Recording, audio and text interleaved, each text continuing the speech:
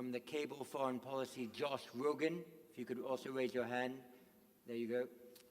Thank you, sir.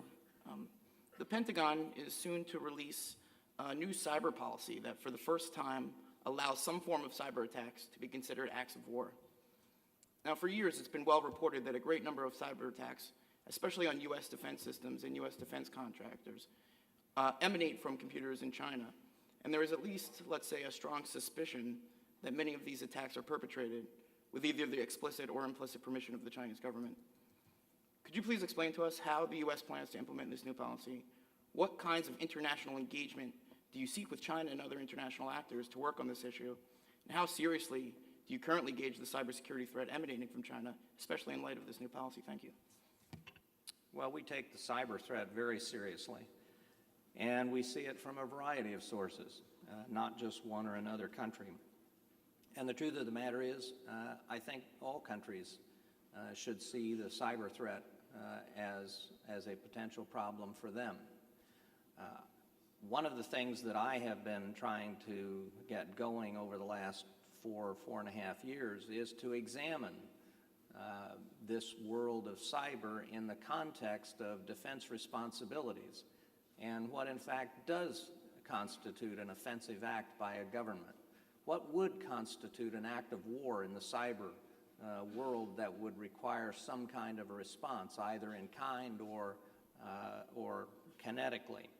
And I would say we're at the beginning of this process, and I think that one of the things that would be beneficial would be for there to be a more open dialogue among countries about cyber and establishing some rules of the road with respect to cyber so that we have a clear understanding of the left and right lanes, if you will, so that somebody doesn't inadvertently or intentionally begin something that escalates and gets out of control.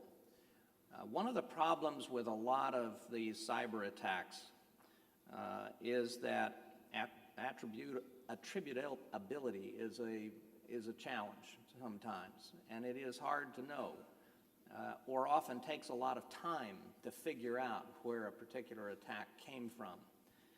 There is no question that our defense systems are under attack all the time, fairly routinely, in fact, and we've taken a number of steps to try and protect ourselves. But I think that our new cyber policy that we're trying to put out, or that we have put out, and the cyber legislation that the Congress is working on are all attempts to try and put our arms around this new area of potential concern. And I think we're right at the beginning of that process, but I think we could avoid some serious international tensions in the future if we could establish some rules of the road as early as possible that let people know what kinds of acts are acceptable, what kinds of acts are not, and what kinds of acts may in fact be an act of war.